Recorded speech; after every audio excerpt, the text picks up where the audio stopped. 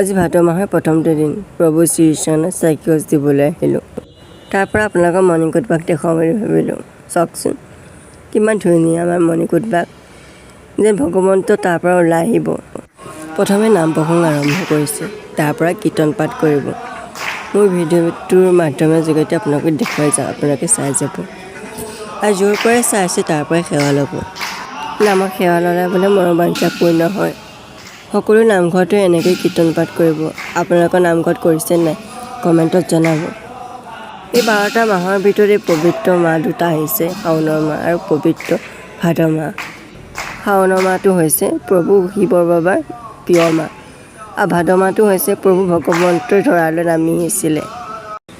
নামৰ অন্তত এয়া কীৰ্তন পাঠ আৰম্ভ কৰিলে। এনেকৈ কীৰ্তন পঢ়ি যাব গোটেই ভাদ মাহৰ দিনকেইটা।